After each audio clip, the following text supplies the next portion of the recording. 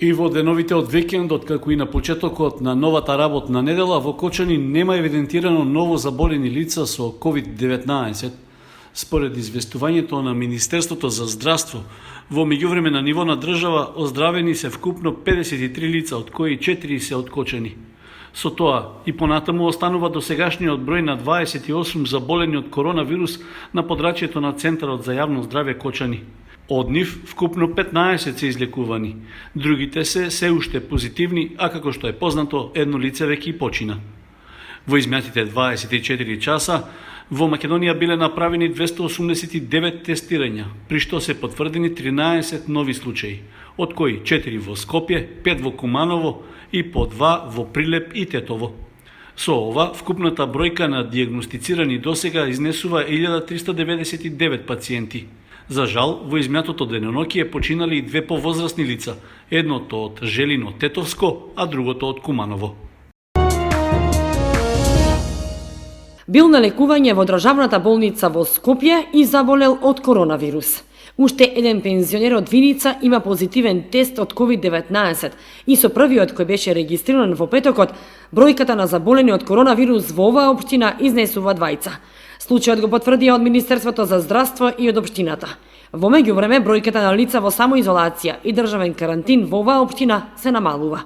Има уште едно заразено лице од територијата на Виница, се работи повторно за пензионер, кој што на 11 април бил во болницата во државната болница во Скопје, таму се лекувал и се претпоставува дека вирусот го закрчил токму таму во болницата. Во моментот други заразени лица нема, сега за сега се 2.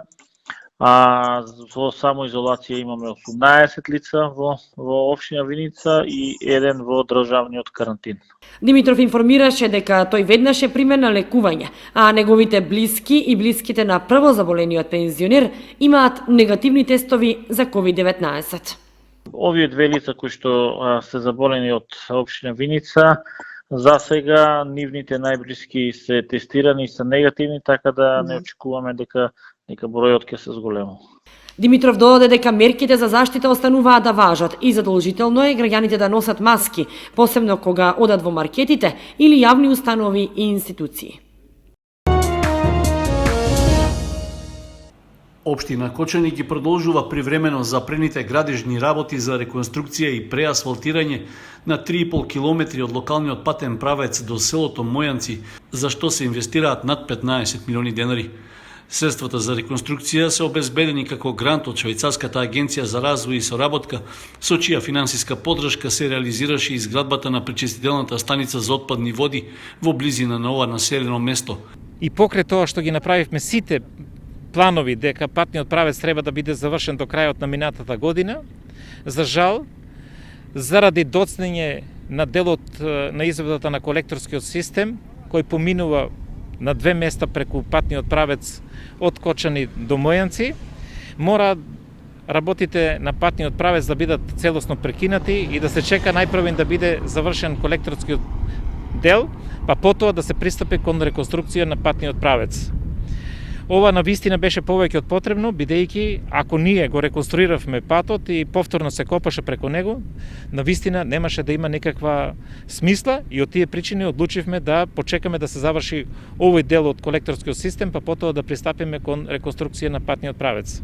По завршувањето на колекторскиот дел, за жал излезе проблемот со коронавирусот, каде што заради ограничување во движењето и во делот на работењето, дополнително се усложни целата ситуација и повторно мораше уште еднаш да бидат сите рокови поместени. Патниот правец целосно ќе биде проширен, значи од сегашните 3,5 метра ќе биде 4,5 метра и од едната страна каде што ќе има услови, ќе има и тротоар од 1,5 метра, што значи дека ќе биде еден убав пример понатаму како сите наши села треба да изгледаат поврзани со административниот центар, во овој случај општина Кочани. Преасфалтирањето на патот се реализира од преминот преку железничката пруга кај компанијата Антура, па се до влезот во Мојанци, при што покрај веќе изградениот тротоар е поставено и јавно осветлување. Од општина Кочани информираа дека во вторник 28 април во периодот од 8 до 14 часот ќе биде во прекин сообраќајот на патот од преминот преку железничката пруга до мостот на влезот во Подлог. Времената измена на режимот на сообраќај и условите на општинскиот пат од магистралниот пат А3 Подлошка раскрсница до Мојанци е поради изведбата на градежните работи. Граѓаните кои што во тој период ќе патуваат, потребно е да ги користат другите приоди кон Горни и Долни Подлог. Граѓаните што останале без работа поднесуваат барање во Центарот за вработување во местото на живење во рок од 30 дена од денот на престанокот на работниот однос. Такви барања во Центарот за вработување во Кочани се поднесени 144 и постојано се обработуваат, вели Ацо Серафимов, раководител на Центарот за вработување Кочани. Тој додава дека тоа се лица кои останале без работа од март наваму, од почетокот на кризата. Центарот за вработување ги обработува и ги прибира само одјавите, а колку ќе добијат надомест од поднесените барања, доправа ќе се утврдува, вели Серафимов. Според владините мерки кои се реализираат преку Агенцијата за вработување, работниците кои останале без работа имаат право на паричен надоместок во висина од 50% од просечната месечна нето плата на работникот за последните 24 месеци. Право на паричен надоместок има невработено лице што било во работен однос најмалку 9 месеци непрекинато или 12 месеци со прекин во последните 18 месеци пред престанокот на работниот однос. Надоместокот се исплатува согласно годините работен стаж. Серафимов истакна дека поради кризата зголемен е бројот на отпуштања од работа и одјави од работен однос, како и пријавувања како невработени лица. Агенцијата за вработување Центар Кочани, следејќи ги насоките на владата за спречување на ширењето на коронавирусот, како општествено одговорна институција, на сите невработени лица го одложува редовното пријавување во Центарот за вработување во термините што им биле утврдени на последното редовно пријавување, се до истекот на важење на донесените мерки за заштита од коронавирусот. Во спомен паркот во местноста Свиланово кај селото Рајчани се одржа символична свеченост по повод одбележувањето на 115 годишнината од загинувањето на Никола Карев. Поради вонредната состојба во државата, делегации од локалната самоуправа и од Советот на општина Кочани положија само свежо цвеќе на спомен обележието на председателот на Крушевската република.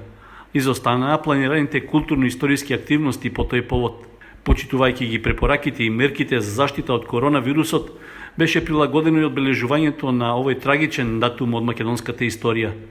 Овој пат изостана присуството на делегација од збратименото Крушево, родното место на револуционерот кој со своето дејствување остави неизбришливи траги во нашата историја и создаде традиционално пријателство меѓу двата града. Немаше ниту представници од соседните општини и од други институции. Сепак достојно беше изразена почита кон него, а токму на местото каде што загинал, ветивме дека никогаш нема да згаснат сеќавањата на неговото дело за нас и за новите генерации, истакна во обраќањето градоначалникот Никол Чуилиев. Во рамки на одбележувањето на годишнината од смртта на големиот револуционер, свежо цвеќе беше положено и на спомен обележјата кај селото Тракање, како и во паркот на револуцијата во Кочани. Планинарите од планинарскиот спортски клуб Осогово ја покажаа својата хуманост. Пешачејќи 25 километри, посетија 22 лица од селото Полаки и им доделија лекови, храна и друго се што им е потребно на овие стари и изнемоштени лица. Донацијата и пакетите се од хумани граѓани кои донираа за овие лица, а посетата била многу изненадувачка и добра дојдена за нив, бидејќи подолго време никој на овие луѓе не им затропал на врата и никој не ги прашал дали им треба нешто.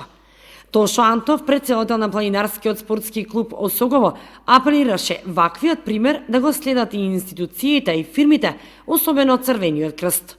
Поради настанатата ситуација со пандемијата на COVID-19 во Македонија и околу заштитата од вирус и неинформираноста на жителите, кои живеат високо горе на Осоговските планини и од прогласувањето на ворената ситуација. Па се до ден денес ниту една институција од општината, како што се хуманитарните организации, Црвениот крст, не се спомнати овие жители дека посод ниту да бидат посетени овие неколкумина стари изнемоштени болни лица. Па затоа планинарите на Осогово се згрозени до оваа ситуација и ги повикаат сите хумани луѓе, фирми кои сакаат и се во можност да помогнат со прехранбени продукти, лекови и било што, да го информираат планинарски клуб Осово и неговиот председател. Со овој хумен гест, со малку подадено, многу ќе им ги вратиме веќе заборавените насмевки и ведрина, затоа планинарите се спремни, пешачи ќе повеќе 30 км, да им ги достават од врата на врата прехранбените продукти до секој жител. Успешно е реализирана и хуманитарната акција во село Небојани, во која учествуваа 13 планинари од планинарскиот спортски клуб Осогово, каде што посетија повеќе селани и им доделија пакети со храна и лекови. Во трите акции се посетени околу 60 лица во Полаки, Небојани и Крушка, а овие стари и изнемоштени лица им возвраќаат со насмевки и чувство дека не се заборавени. Антов додаде дека сите фирми и граѓани кои сакаат да донираат може да се обратат на телефонскиот број 078 270 724, бидејќи планинарите не застануваат тука и понатаму продолжуваат со хуманите акции.